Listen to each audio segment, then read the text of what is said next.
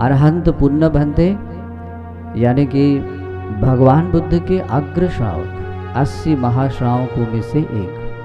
इसी महाराष्ट्र भूमि में भगवान के समय ही बुद्ध शासन को स्थापित किया था। बुद्ध शासन को स्थापित करने के लिए, बुद्ध शासन को बढ़ाने के लिए, लोक का कल्याण करने के लिए अरहंत महाधम्म रक्षित भंत जी को इस महाराष्ट्र भूमि में भेजा था।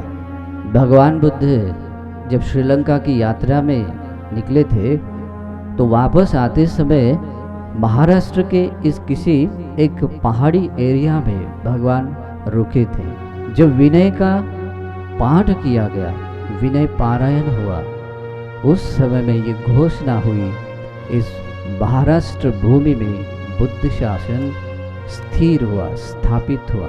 कि बाबा साहब ने जो यहाँ धर्म को, भगवान बुद्ध के शासन को पुनर्जीवित करने जैसा यहाँ जीवन दिया धर्म को, उसको बनाए रखने के लिए भिक्खु लोगों ने महान प्रयास किए और उनमें से भदंत आनंद कौशल्यान जी थे। जो भी बाबा साहब के समाज में जन्मा हुआ व्यक्ति है, उस हर एक व्यक्ति को बाबा साहब ने 3 रत्नों की शरण दी है। इस नागपुर भूमि में भले ही कुछ लक्ष्य की संख्या में लोग आए हुए हों, लेकिन बाबा साहब जिस समाज में जन्मे, बाबा साहब के समाज का अंतिम व्यक्ति भी बुद्धं शरणं गच्छामि कहता है।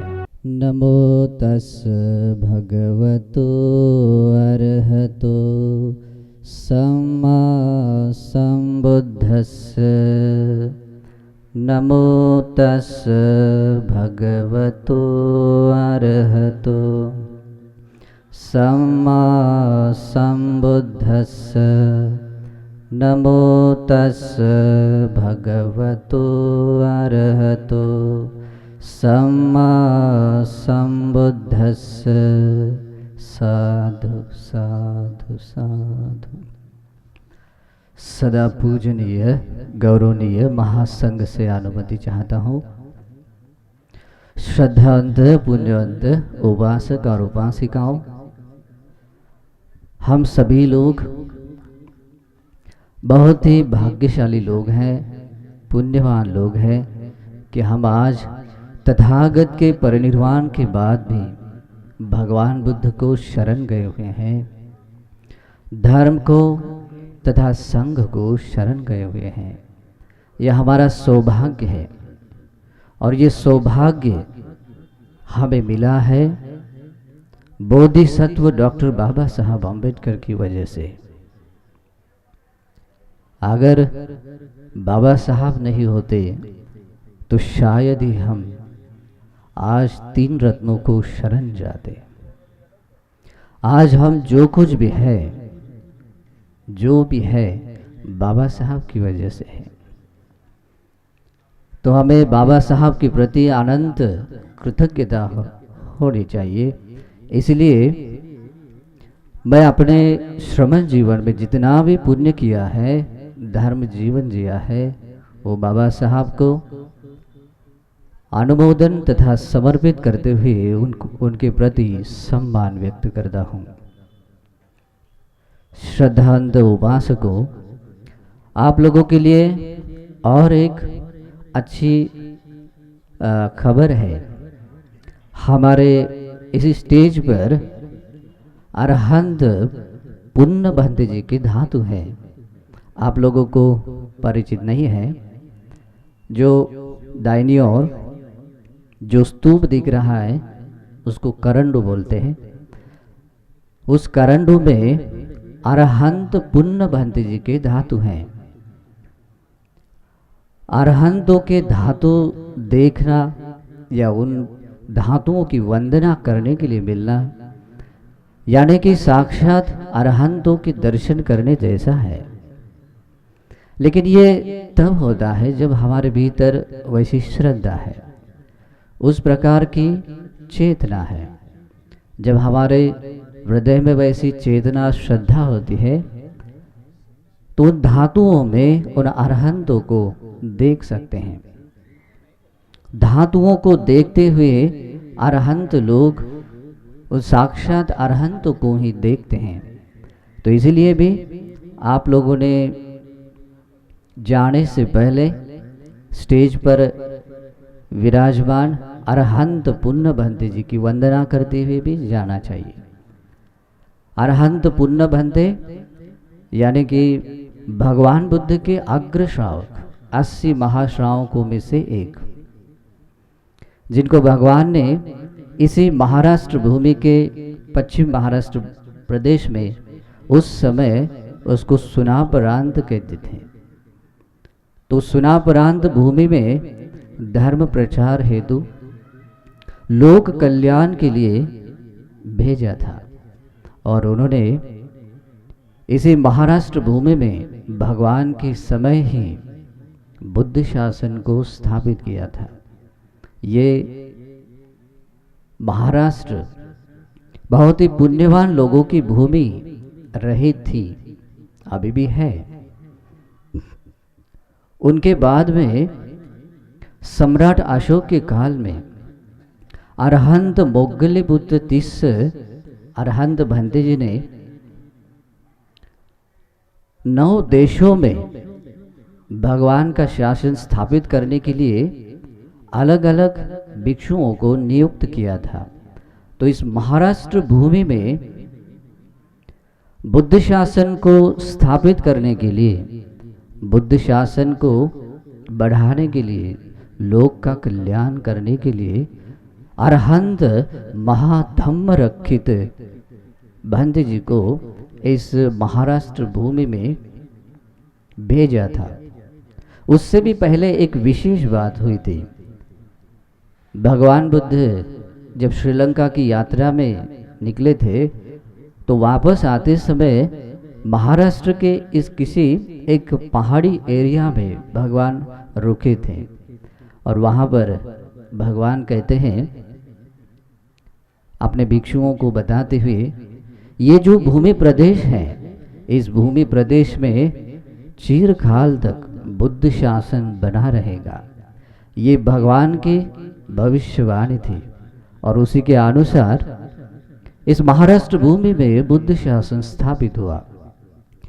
अरहंत महाधम्म रक्षित भंते जी ने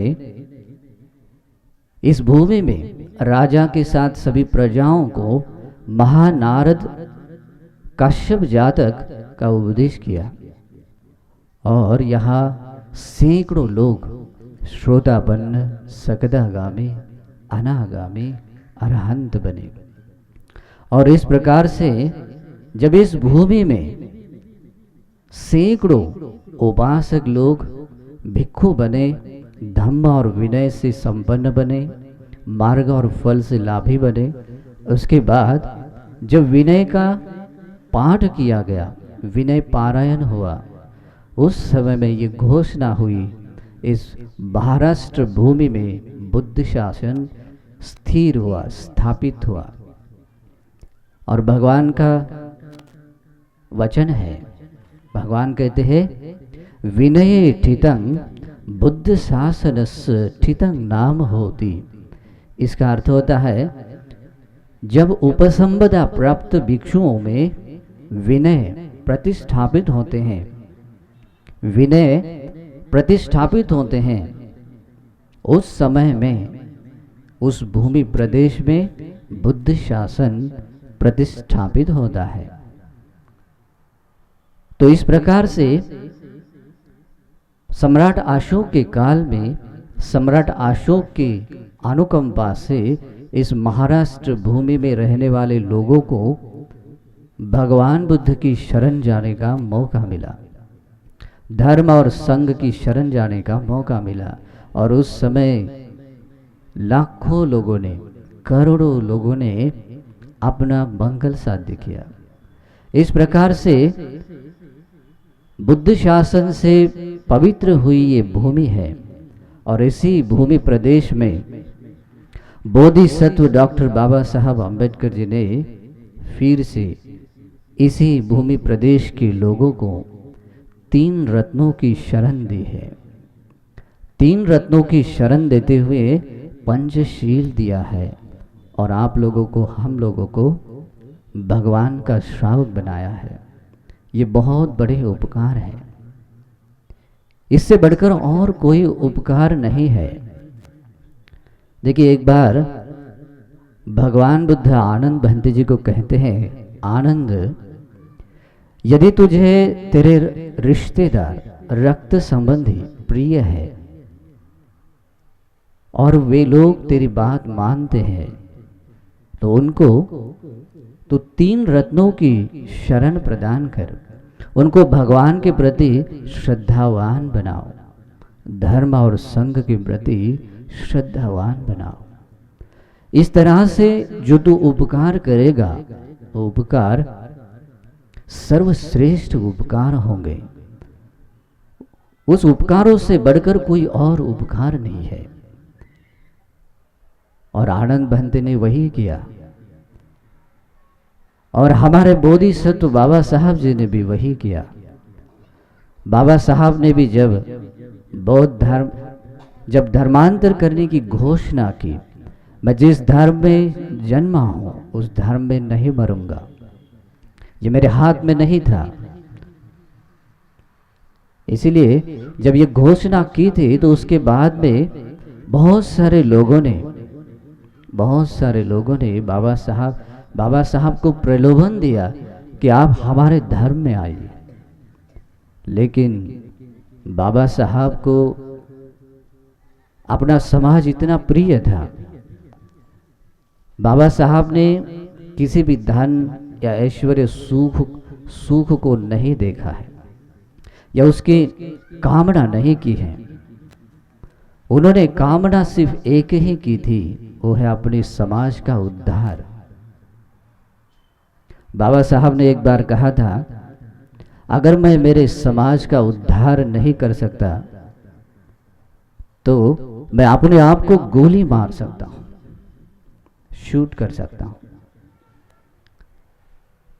इतना जो सिहनाद करके जो वचन कहा है, तो बाबा साहब का उतना ही समर्पण, उतनी ही करुणा और प्रेम था। और इसीलिए भी बाबा साहब ने पैसों के लिए दूसरा धर्म अपनाया नहीं, अपने समाज के लोगों को और सबको ही तीन रत्नों की शरण प्रदान की। तीन रत्न की शरण इसे नागपुर भूमि में दी है। प्रथम बार यहाँ बहुत बड़ी संख्या में लोगों ने बुद्धं शरणं गच्छामि कहा, और यहाँ पर भगवान के धर्म की ध्वजा गाड़ी है, लहराई है। जिस भूमि प्रदेश में भगवान बुद्ध के श्रावक रहते हैं, जिस भूमि प्रदेश में भगवान बुद्ध को शरण गए हुए और पंचशील पालन करने वाले लोग रहते हैं, उस भूमि प्रदेश में भगवान का धर्म रहता है। भगवान का धर्म वहाँ स्थापित भी होता है, लेकिन परिपूर्ण रूप से स्थापित होने के लिए उपसंपदा प्राप्त भिक्खु होना बहुत जरूरी होता है। लोगों को पता नहीं होता है कि बुद्ध शासन एक्चुअल में कैसे स्थापित होता है। उपसंपदा प्राप्त भिक्खुओं के बिना बुद्ध शासन स्थिर नहीं होता है। बुद्ध शासन को स्थिर बनने के लिए विनय के अनुसार उपसंपदा प्राप्त होनी चाहिए, और उन्हीं धर्म और विनय से युक्त जब भिक्खु अपना जीवन गत करते हैं, तब उस भूमि प्रदेश में भगवान का शासन स्थापित होता है। वैसे देखा जाए तो शासन के तीन पक्ष है, तीन अंग है। उसको कहते हैं परियत्ति शासन, पटिपत्ति शासन और पटिवेद शासन। जब कभी जिस किसी भूमि प्रदेश में भगवान बुद्ध के जो सैद्धांतिक उपदेश है शिक्षा है, जैसे आज त्रिपिटक में है, ऐसे बुद्ध शिक्षाओं को जो व्यक्ति सीखते हैं यथार्थ रूप में, जिस अर्थ में भगवान बुद्ध ने उपदेश दिए हैं, उसी अर्थ में जब लोग उन उपदेशों को अपने हृदय में संजोए रखते हैं, वहां पर बुद्ध शासन, परियत्ति शासन स्थिर रहता है। और इसी शासन को स्थिर बनाने के लिए बाबा साहब के धर्म मिशन के बाद इसको हमेशा बनाए रखने के लिए महान भिक्षुओं ने प्रयास किया है। और उनमें भदंत आनंद कौशल्यान जी, राहुल सांस्कृत्यायन जी और जगदीश काश्यप, धर्म रक्षित बंदे जी आदि बंदे जी ने बुद्ध वाणी को संभाल कर रखा। और इतना ही नहीं, लोगों तक पहुंचाने के लिए उन्होंने दिन रात मेहनत करते हुए सुत्त पिटक का अनुवाद भी किया। एक महान कार्य है। लोगों को पता नहीं होता है बुद्ध शासन का अस्तित्व कैसे बने रहता है। जब कभी ऐसे त्रिपिटकधर भिक्षु लोग इस भूमि प्रदेश में रहते हैं, उस भूमि प्रदेश में बुद्ध शासन का जो पहला अंग होता है परियत्ति शासन, वो बना रहता है। और आनंद कौशल्यान जी जैसे और भी जैसे जिन लोगों ने बुद्ध वाणी को अपने हृदय में संजोए रखा था, उनकी वजह से इस भूमि प्रदेश में बुद्ध शासन बना रहा। जब शासन नष्ट होने का समय आता है, उस समय के बारे में भगवान बताते हैं, जब संसार का अंतिम ऐसा कोई सदस्य हो, ऐसा व्यक्ति हो जिनको कोई भगवान की एक शिक्षा, एक गाथा याद थी और वो मर गया, उस समय में परियत्ति शासन समाप्त होता है। उस समय परियत्ति शासन नहीं रहता है, लेकिन सबसे पहले परियत्ति शासन नष्ट नहीं होता है। सबसे पहले पटिवेद शासन, मार्ग और फल प्राप्त जो लोग होते हैं, जब वे खत्म होते हैं, समाप्त होते हैं, यानी कि अंतिम श्रोतापन्न व्यक्ति जब धरती से च्युत हो जाता है, उस समय पटिवेद शासन समाप्त होता है। पटिपत्ति शासन को लेकर है, कोई व्यक्ति कहने के बजाय जैसे उपसंपदा प्राप्त भिक्षु लोग, जो चीवर धारण किए हुए लोग हैं, वे अंतर्धान हो जाते हैं। भविष्य में ऐसे लोग आएंगे। अनेक सूत्र और अट्ठकथाओं में भी इसका वर्णन है। भगवान ने भविष्यवाणी की है कि भविष्य काल में ऐसे लोग आएंगे जो कासाव कंटक रहेंगे, यानी कि गले में एक चीवर का पट्टा डाल कर रहेंगे, समझेंगे कि हम भिक्षु है, या हाथ में थोड़ा चीवर का एक पट्टा बांध कर रखे रहेंगे और कहेंगे हम भिक्षु हैं। आज भी कुछ लोग उस तरीके के हैं, उस स्वभाव के हैं। ये अधर्म है, धर्म के विनाश का कारण है। तो उपसंपदा प्राप्त भिक्षु जब 227 शिक्षा पदों को बहुत अच्छी तरीके से पालन करता है, उसके अनुसार जीवन जीता है, और वो व्यक्ति जब यहाँ से च्युत हो जाता है, तो ये पाटिपत्ति शासन भी अंतर्धान हो जाता है। और भगवान कहते हैं, जब बुद्ध वाणी को बुद्ध वाणी यानी जैसे त्रिपिटक है, आपको समझने के लिए 9 अंगों से युक्त भगवान की शिक्षा होती है। ये हर एक भिक्षुओं को, भिक्षुनियों को, उपासक और उपासिकाओं को पता होनी चाहिए। और जब ये चारों भगवान के श्रावकों में ये 9 अंग शास्त्र का शासन बना रहता है, स्थिर रहता है, तभी बुद्ध शासन संपूर्ण होता है। और इसलिए भगवान ने कहा था, मेरा बुद्ध कृत्य जब तक परिपूर्ण नहीं होगा तब तक मैं परिनिर्वाण को प्राप्त नहीं होऊंगा। किसको कहा था? मार को कहा था। जब भगवान ने सम्मा संबोधि ज्ञान प्राप्त किया उस समय तुरंत मार आता है और कहता है, भगवान आपने जो करना था वो कर लिया है, अभी आप परिनिर्वाण को प्राप्त होइए। उस समय भगवान कहते हैं, ये जब तक मेरे भिक्खु भिक्खुनियाँ उपासक उपासक श्राविकाएं इस धर्म और विनय में व्यक्त निष्णात पंडित धर्मधर विनयधर नहीं बनेंगे, आदि जो गुण धर्मों से युक्त नहीं बनेंगे, तब तक मेरा कर्तव्य पूरा नहीं होगा और तथागत परिनिर्वाण को प्राप्त नहीं होंगे। और परिनिर्वाण के समय में 3 महीने पहले यही बात जब फिर से मार भगवान को दोहराता है कि भगवान आपने कहा था पहले कि जब ऐसा आपका कृत्य बुद्ध कृत्य समाप्त होगा तब आप परिनिर्वाण को प्राप्त होंगे, और वह अभी हो गया है, आप परिनिर्वाण को प्राप्त होइए। 3 बार याचना करने के बाद भगवान देखते हैं अपने बुद्ध चक्षु ज्ञान से और कहते हैं कि आज से 3 महीने के बाद तथागत का परिनिर्वाण होगा। तो बुद्ध कृत्य में जो बातें आती है उसमें ये बात भी है, ये जो भगवान का परियत्ति शासन है बहुत ही इम्पोर्टेंट है, पटिपत्ति भी है, क्योंकि परियत्ति के बिना भगवान बुद्ध की शुद्ध विशुद्ध शिक्षा के बिना धर्म धारण नहीं किया जाता, धर्म के अनुसार जीवन नहीं जिया जाता। और धर्म का जीवन बिना जिए, धर्म के अनुसार बिना आचरण किए कैसे कोई भला धर्म के महान प्रतिफल को पाएगा, है ना।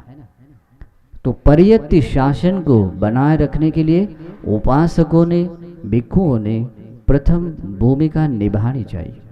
और सौभाग्य की बात यह है कि बाबा साहब ने जो यहाँ धर्म को भगवान बुद्ध के शासन को पुनर्जीवित करने जैसा यहाँ जीवन दिया, धर्म को उसको बनाए रखने के लिए भिक्षु लोगों ने महान प्रयास किए, और उनमें से भदंत आनंद कौशल्यान जी थे।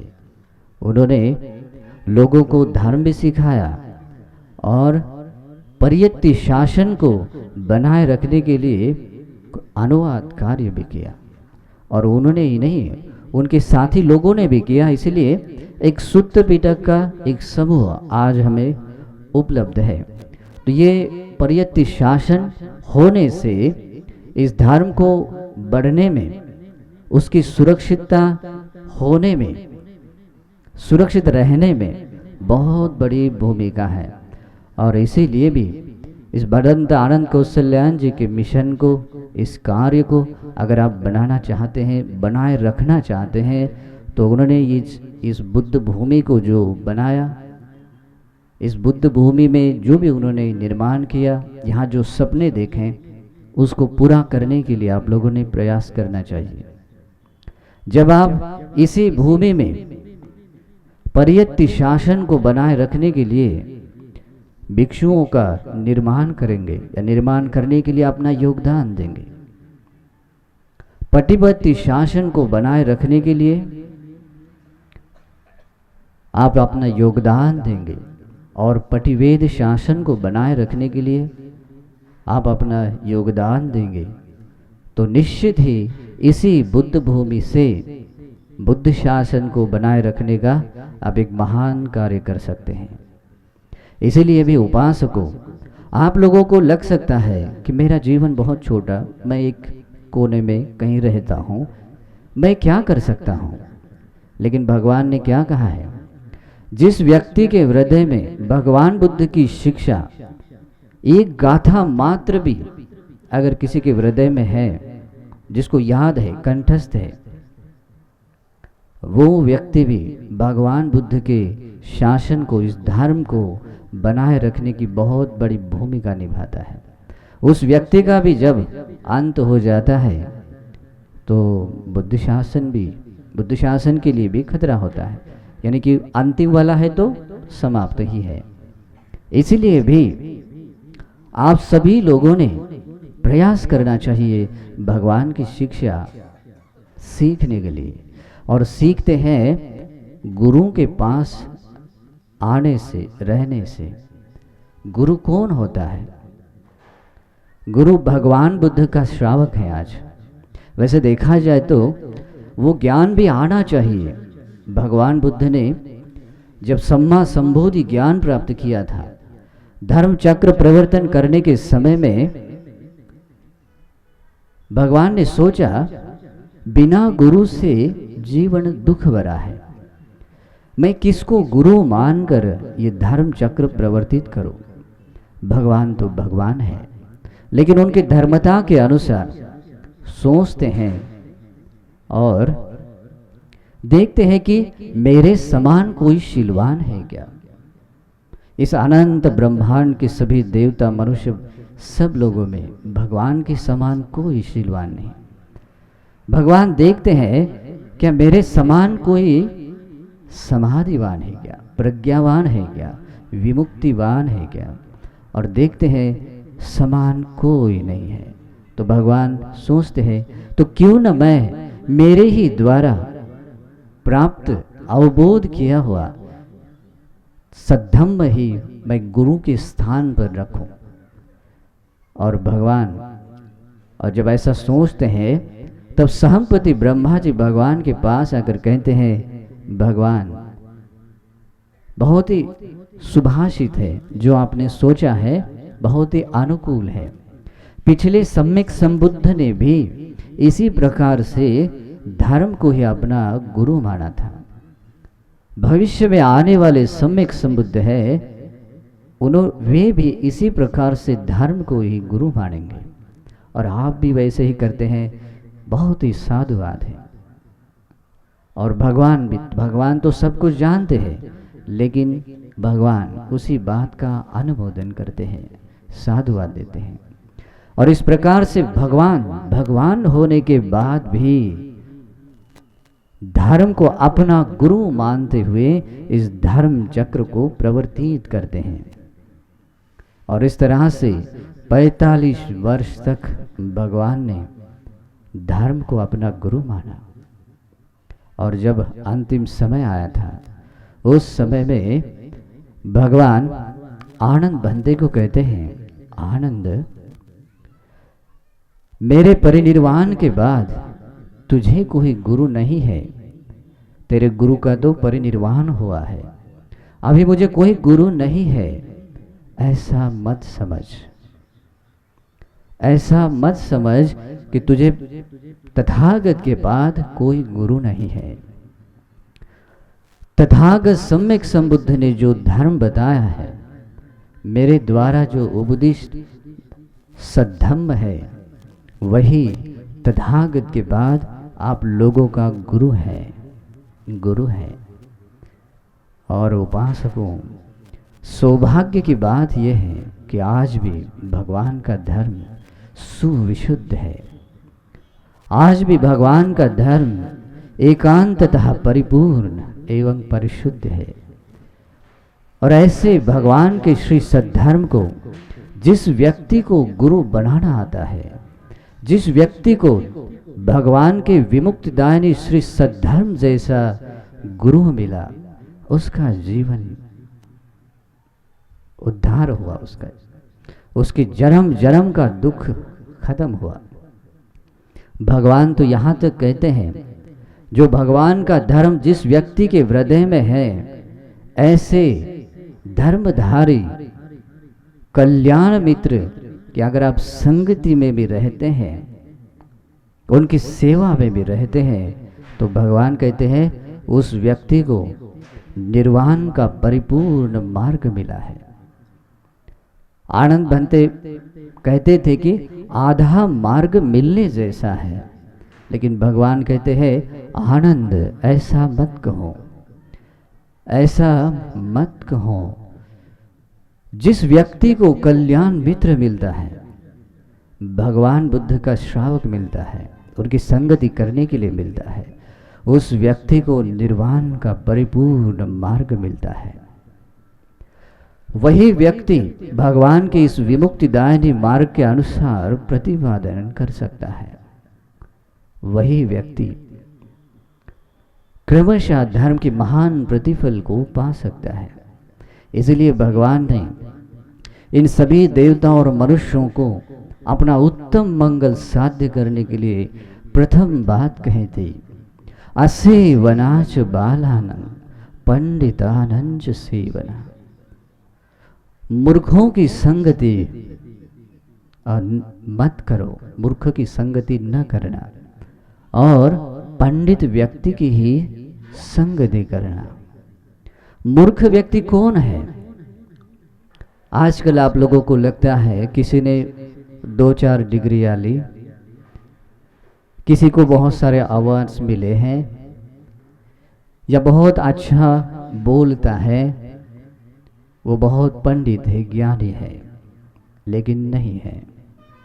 पंडित मूर्ख व्यक्ति की व्याख्या ऐसी है, भले ही इस दुनियादारी के लोगों ने उसको पंडित कहा हो, आजकल के उत्तर भारत के लोग भी पंडित शब्द का उपयोग करते हैं, लेकिन भगवान कहते हैं जिस व्यक्ति को भगवान बुद्ध समझ में नहीं आते हैं, धर्म और संघ समझ में नहीं आता, जो व्यक्ति 3 रत्नों का सम्मान नहीं करता, जो व्यक्ति 3 रत्नों की शरण नहीं जाता, जो व्यक्ति अपने भीतर की बुराइयों को दूर करने के लिए, अच्छाइयों को उत्पन्न करने के लिए कोई प्रयास नहीं करता, जिस व्यक्ति को पाप कर्म करने के लिए भय नहीं लगता, जिस व्यक्ति को पाप कर्म करने के लिए लज्जा नहीं आती है, जो व्यक्ति भ्रांत चित्त वाला है, नष्ट हुई स्मृति वाला है, विक्षिप्त चित्त वाला है, प्रज्ञाहीन व्यक्ति है, ऐसा व्यक्ति मूर्ख व्यक्ति है।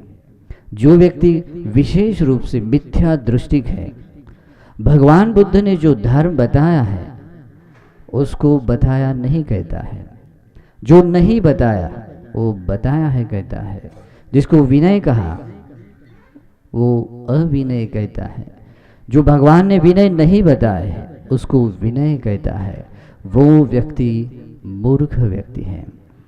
और ऐसा मूर्ख व्यक्ति अगर शासन में है और ऐसे मूर्ख व्यक्ति अगर कहीं भी रहते हैं तो भगवान कहते हैं शासन के विनाश के लिए भी कारण बनता है, शासन के विनाश का वो कारण बन सकता है, और उसी को मूर्ख व्यक्ति कहते हैं। और ऐसे मूर्ख व्यक्ति की संगति में जो गया उसका जीवन बर्बाद हो गया, और उसी से वो विमुक्ति से उतना ही दूर चला जाता है। इसलिए भगवान कहते हैं अगर आपको धर्म के नज़दीक आना है, अगर आपको निर्वाण के पास जाना है, तो पहला कर्तव्य है मूर्खों की संगति न करना, पंडित व्यक्ति की संगति करना। पंडित जन, जो लोग भगवान बुद्ध धर्म और संघ का सम्मान करते हैं, जो लोग अपने भीतर की बुराइयों को नष्ट करने के लिए, अच्छाइयों को बढ़ाने के लिए वीर्य करते हैं, जिनको पाप कर्म करने में लज्जा आती है, पाप कर्म करने में भय लगता है, जो उपस्थित स्मृति वाले होते हैं, जो समाहित एकाग्र चित्त वाले होते हैं, जो ज्ञानी हैं, जिनको धर्म और विनय को यथाभूत ज्ञान है, भगवान कहते हैं वो पंडित लोग हैं। और आप लोग अगर ऐसे सत्पुरुषों की संगति में रहते हैं, आपका उद्धार हो जाता है, आपका मंगल होता है, क्योंकि भगवान कहते हैं एतं मंगलमुत्तमम्, सभी मंगलों में उत्तम मंगल होता है। ऐसा व्यक्ति अपने इस मनुष्य जीवन को सुखी बना सकता है, अपने परलोक के जीवन को भी सुखी बना सकता है, हो सकता है वो अपने निर्वाण तक की यात्रा को भी सुंदर और सुखी बना सकता है। इसीलिए भी उपासकों, ये जो हमें मिला हुआ सौभाग्य है, इस सौभाग्य को समझिए और इसका लाभ उठाइए।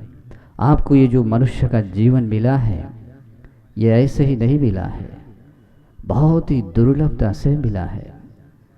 भगवान कहते हैं बहुत ही प्रदीर्घ काल बीत जाता है, लाखों वर्ष बीत जाते हैं, मनुष्य का जन्म नहीं मिलता है। तो इतने दुर्लभता से मिला हुआ ये मनुष्य जीवन है, लेकिन उससे भी ज़्यादा दुर्लभ है बुद्ध शासन मिलना। जिस समय में बुद्ध शासन होता है और उस समय में अगर हमें मनुष्य का जन्म मिलता है, मनुष्य का जन्म मिलता है और उस मनुष्य जन्म में 3 रत्नों की शरण जाने का मौका मिलता है, भगवान बुद्ध के द्वारा उपदेश श्री सद्धर्म श्रवण करने के लिए मिलता है, उस सद्धर्म के अर्थ को जानने का सौभाग्य या जानने का कौशल्य अपने पास होता है, यानी कि प्रज्ञा होनी चाहिए। भगवान बुद्ध के धर्म के अर्थ को जानने के लिए, यथार्थ रूप में जानने के लिए प्रज्ञा भी होनी चाहिए। और जिस अर्थ से भगवान बुद्ध ने धर्म बताया है, उसी अर्थ के अनुसार, धर्म के अनुसार प्रतिपादन करने का मौका मिलता है। भगवान बुद्ध कहते हैं वो समय शुभ समय है, वो क्षण शुभ क्षण है। इसलिए भगवान कहते हैं इसी शुभ क्षण को और एक नाम है, उसका नाम है क्षण संपत्ति। ये क्षण संपत्ति बहुत लंबे समय के बाद मिली है। इतने सारे सम्यक संबुद्ध संसार में आए, उन्होंने लोक का कल्याण किया और परिनिर्वाण को भी प्राप्त हुए, और आज भी हम संसार में हैं। उन भगवान को हम पहचान नहीं पाए। इसी महाभद्र कल्प की बात देखिए, इसी महाभद्र कल्प में तथागत अरहत सम्यक संबुद्ध में प्रथम ककुसंद सम्यक संबुद्ध आए, उनके बाद कोनागमन सम्यक संबुद्ध आए, उनके बाद काश्यप सम्यक संबुद्ध आए, उनके बाद हम जिनको शरण गए हैं वे भगवान गौतम बुद्ध आए और लोक कल्याण भी किया और परिनिर्वाण को भी प्राप्त हुए। ऐसे महाकारुणिक भगवान जिनकी करुणा दृष्टि से कोई भी संसार का प्राणी नहीं रहता है। इस अनंत ब्रह्मांड के प्राणियों को प्रतिदिन भगवान देखते हैं कि मैं आज किसको धर्म दूं, मैं किस पर दया करूं, कौन है जो इस भव संसार से पार जाएगा, कौन व्यक्ति है जो दुर्गति से भी मुक्त हो सकता है। भगवान हर एक व्यक्ति के पास जाते हैं। अगर पुण्य है तो वो व्यक्ति भगवान तक आता है। बुद्ध ये शब्द जब कान में आता है, जिस व्यक्ति का पुण्य होता है, ये शब्द कान पर आते ही उसके हृदय में प्रीति जागती है, खुशी जागती है, श्रद्धा से हृदय गदगद हो उठता है। ये पुण्य होने का प्रमाण है। भगवान के बारे में सुनने के बाद जिस व्यक्ति के हृदय में श्रद्धा जागती है, श्रद्धा प्रकट हो जाती है, वो व्यक्ति बड़ा भाग्यशाली व्यक्ति है, बहुत पुण्य करने वाला है। क्योंकि ये श्रद्धा ऐसे ही नहीं जागती है, वो श्रद्धा जागने के लिए किसी न किसी बुद्ध शासन में उसने पुण्य किया हुआ होना चाहिए, तभी उनके भीतर श्रद्धा जागती है।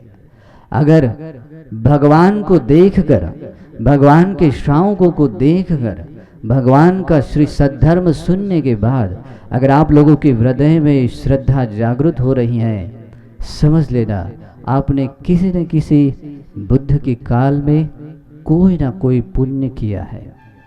अब इस पुण्य से मिले हुए इस मौके को हाथ से गंवाना नहीं है, इसको समझिए।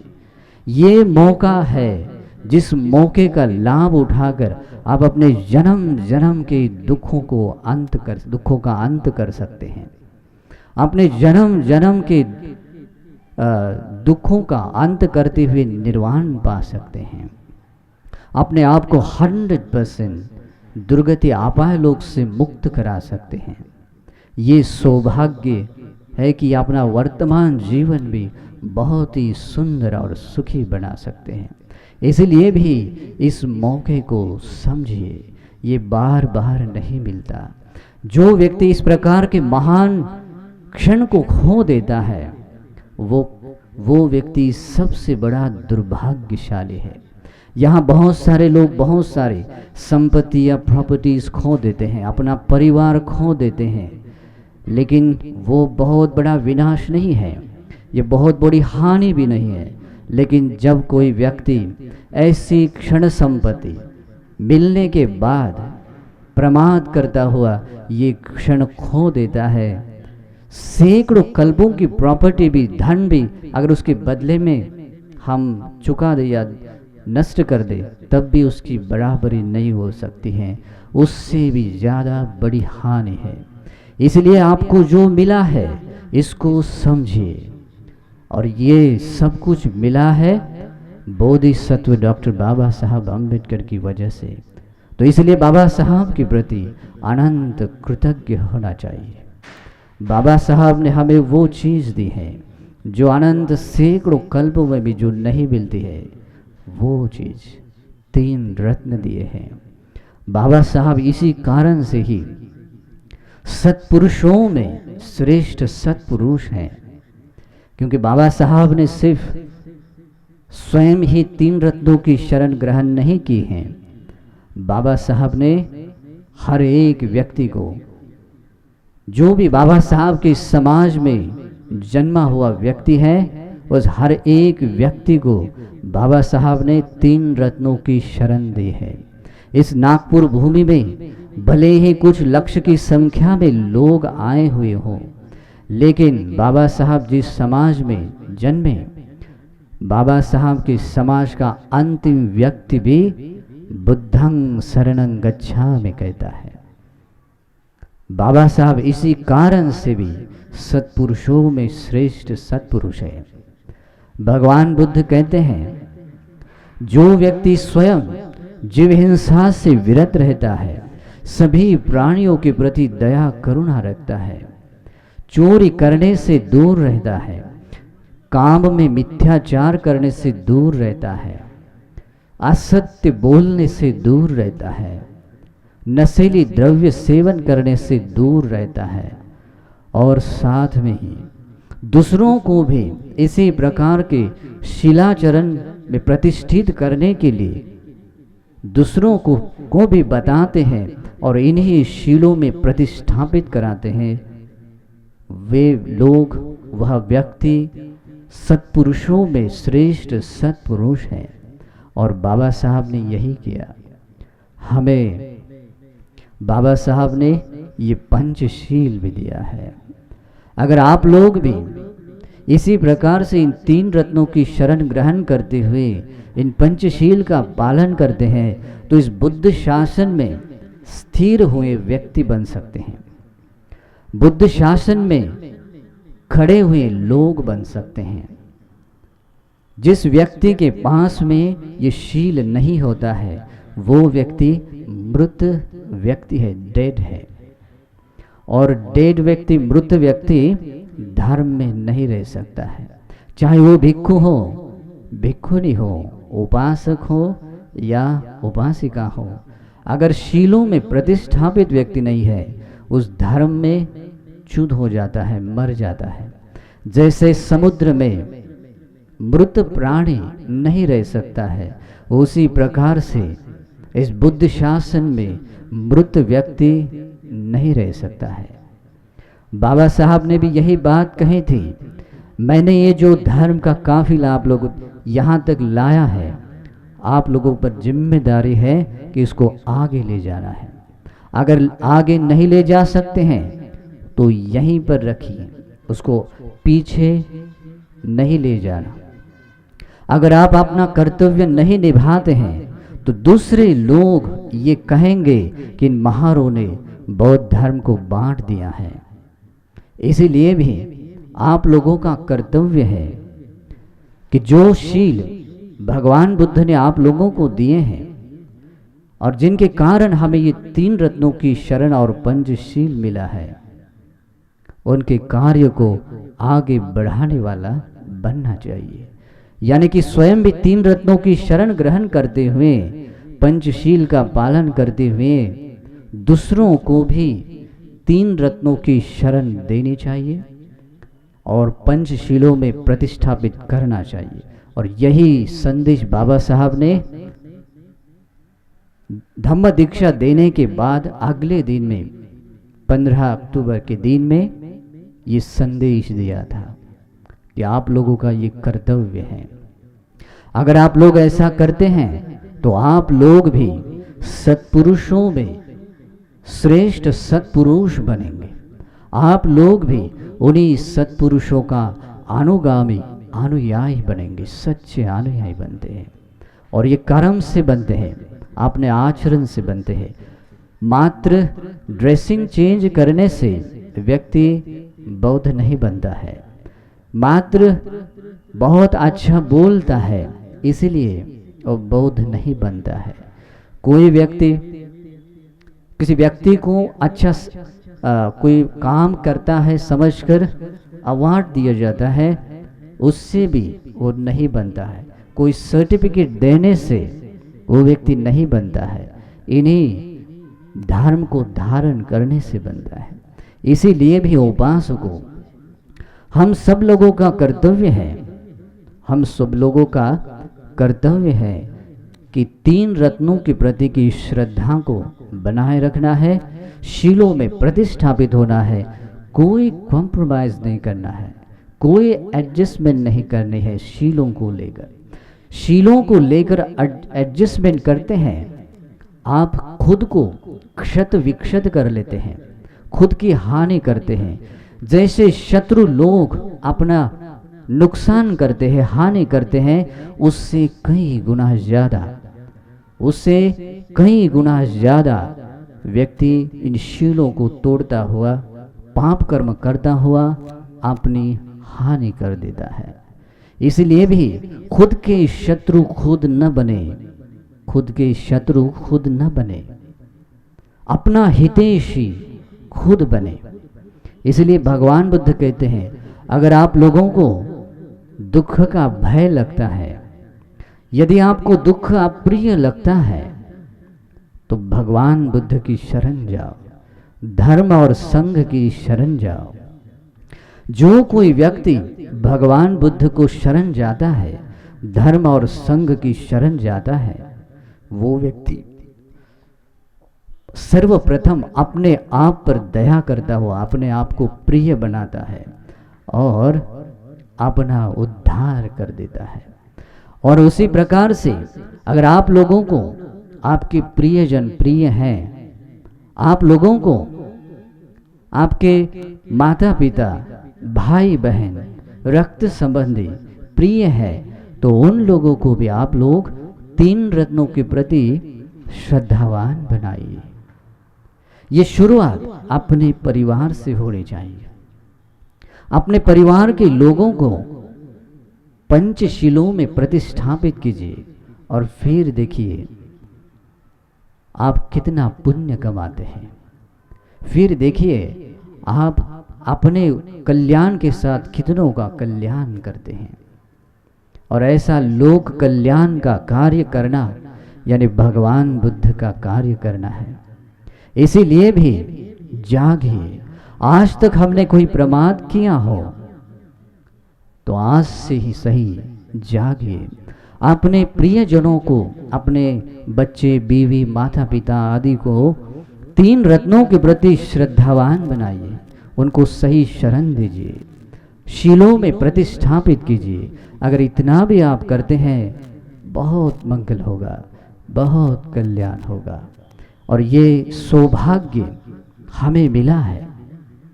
ये सौभाग्य सबको नहीं मिलता है। ये सौभाग्य सबको नहीं मिलता है, बहुत कम लोगों को मिलता है।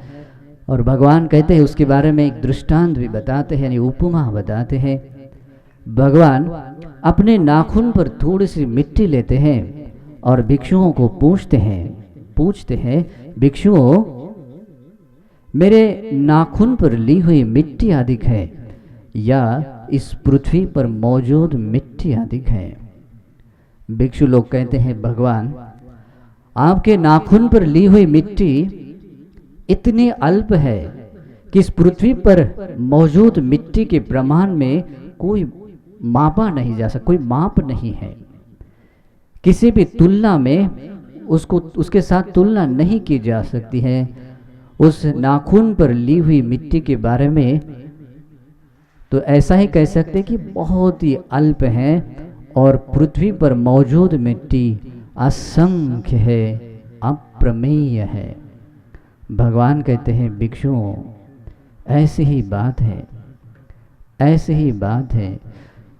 जिन लोगों को 3 रत्नों की शरण मिलती है, जिन लोगों को भगवान की शरण मिलती है, ऐसे लोग इस नाखून पर ली हुई मिट्टी के प्रमाण में है। और जिनको 3 रत्नों की शरण नहीं मिलती है, वे लोग पृथ्वी पर मौजूद मिट्टी के प्रमाण में हैं। तो सोचिए, आप इस पृथ्वी पर मौजूद मिट्टी के प्रमाण में नहीं है। भगवान ने जो नाखून पर ली हुई मिट्टी है उस प्रमाण में है। तो इसलिए भी सोचिए, ये कितना बड़ा दुर्लभ मौका है।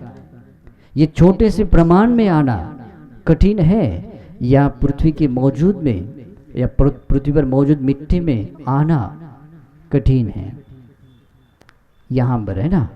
तो इसीलिए भी आप लोगों को मिला हुआ ये सौभाग्य बहुत ही दुर्लभता से मिला हुआ है। इसको हाथ से गंवाना नहीं है, बहुत दुर्लभ है। इसलिए भगवान कहते हैं दुर्लभो सद्धिन्नो, दुर्लभो सद्धिन्नो। बहुत दुर्लभ है 3 रत्नों के प्रति श्रद्धावान बनना। ऐसा सौभाग्य अगर आपको मिला, आपका जीवन धन्य हुआ। आपके लिए इस भगवान के धर्म का द्वार खुल गया। अगर ये श्रद्धा नहीं जागती है, खाली खोखली श्रद्धा होती है, तब आपके लिए धर्म के द्वार नहीं खुलते हैं। सुविशुद्ध श्रद्धा होनी चाहिए। और इसीलिए भगवान कहते हैं, और सुविशुद्ध श्रद्धा क्या होती है आप लोगों को शायद पता नहीं है, क्योंकि बहुत कम लोग हैं जो भगवान की सुविशुद्ध वाणी सिखाते हैं। बहुत कम लोग हैं जो भगवान की वाणी श्रवण करते हैं। और भगवान की वाणी श्रवण नहीं करेंगे तो ये श्रद्धा कहाँ से जागेगी, है ना। और भगवान कहते हैं, जब भगवान सहम्पति ब्रह्मा को उत्तर देते हुए कहते हैं, अपारुता तेसंग अमतस् द्वारा ये सोतवंतो पमुचंतु सद्धम। जिस व्यक्ति के हृदय में श्रद्धा प्रकट होती है, उसी व्यक्ति के लिए इस अमृत निर्वाण के द्वार खुल गए ही समझो।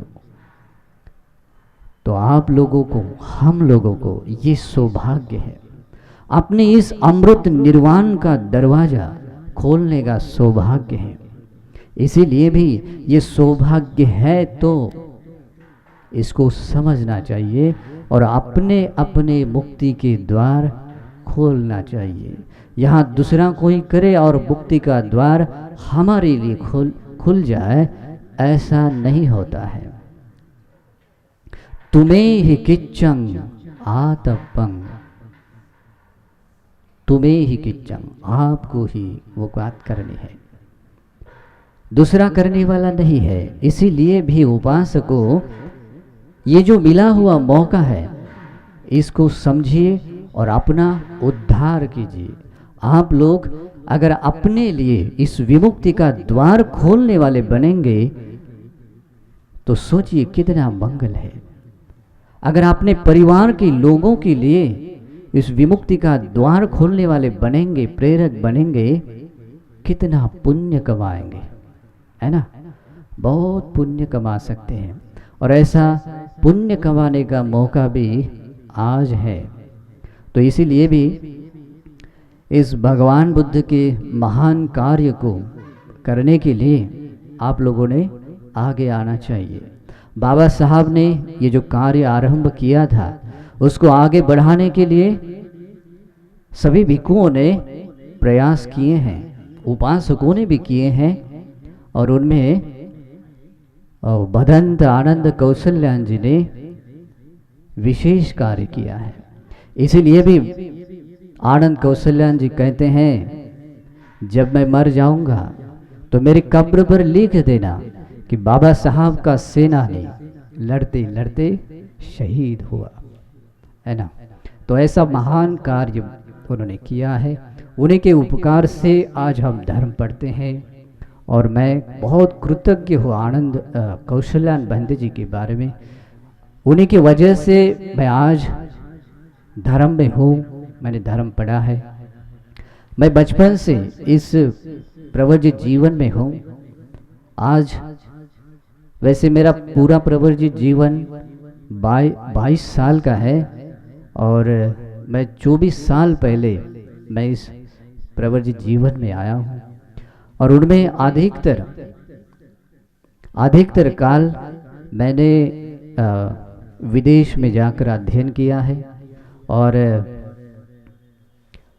वहाँ पर भी जाकर मैंने पढ़ाई करने के लिए सबसे बड़ा योगदान किसी के कारण मिला है तो आनंद कौशल्यान बंदे जी की प्रेरणा से, उनके कार्य से, उन्होंने अनुवादित किए ग्रंथों से। और हमने बहुत पहले, आज से करीब करीब 16-17 साल पहले से हम उनके ग्रंथों का अध्ययन करते हैं। करीब करीब हमने 8 बार संपूर्ण त्रिपिटक 8 कथाओं के साथ पढ़ा है और ये योग्यता और ये सौभाग्य पाने के लिए आनंद कौशल्यान बंदे जी का बहुत बड़ा योगदान है और भी भिक्षुओं का भी योगदान है।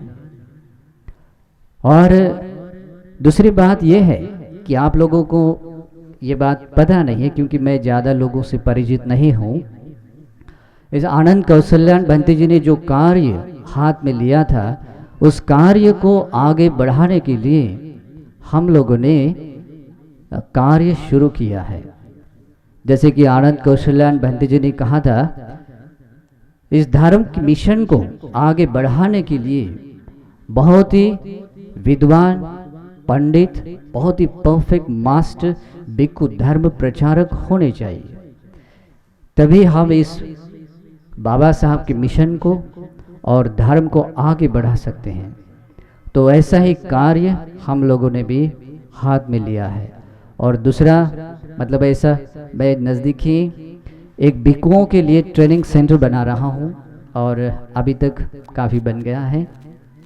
मैंने किसी का भी 1 रुपया नहीं लिया है, सिर्फ जो श्रद्धावान उपासक है, एक ही उपासक है और उन्हीं के दान पारमिता से वो बना रहा हूँ।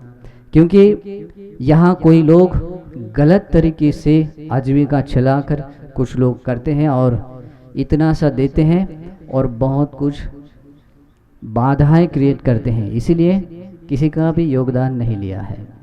तो फ्यूचर में आप लोगों को बहुत ही सुंदर त्रिपिटक में मास्टर बने हुए भिक्षु लोग जरूर मिलेंगे, धर्म और विनय में प्रतिष्ठापित लोग मिलेंगे। और भी दूसरा एक महान कार्य है, मैंने आज तक ये कभी बात ओपनली कभी बताई नहीं है, लेकिन अगले साल एक वर्ष के बीच में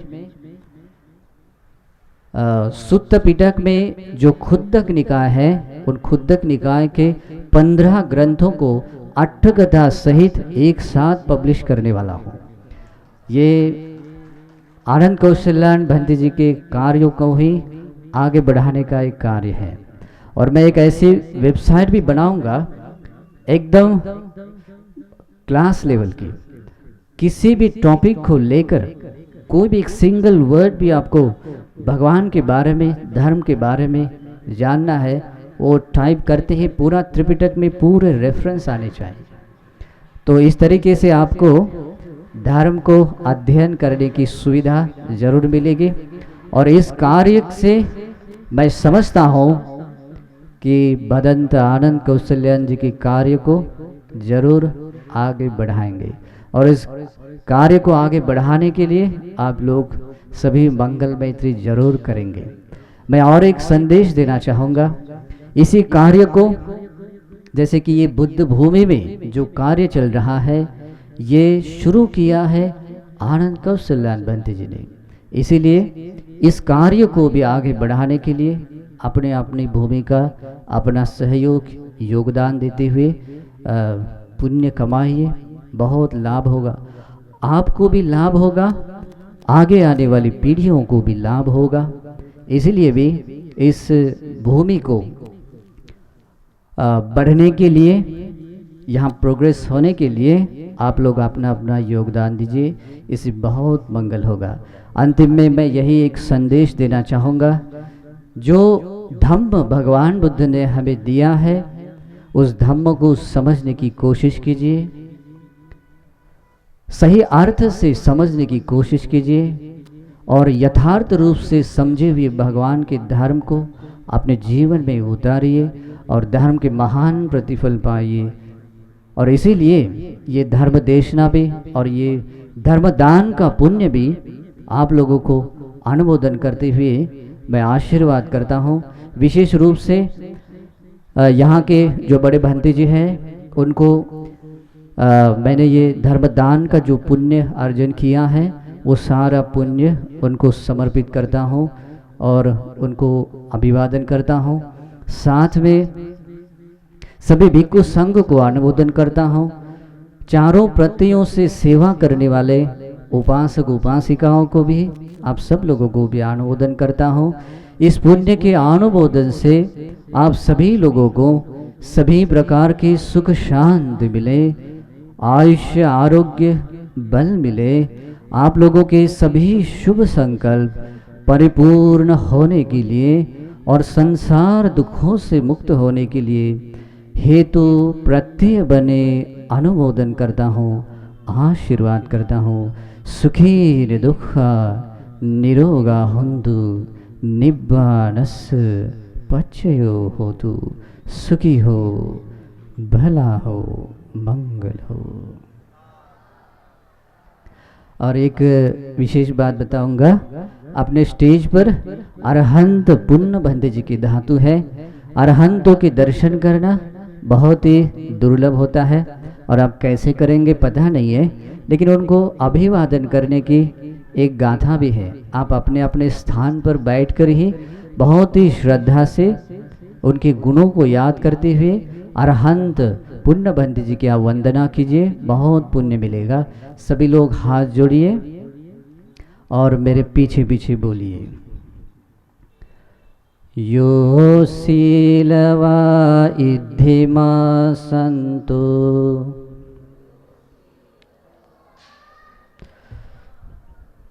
सुना परंत मागम ज्योतये बुद्ध शासनं तं वीतरागं सुसमाहितेन्द्रियं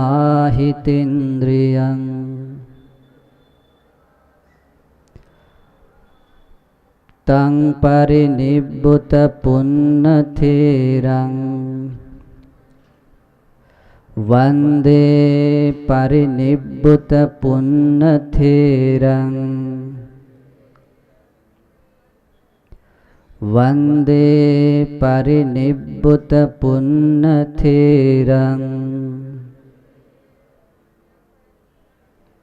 साधु साधु साधु।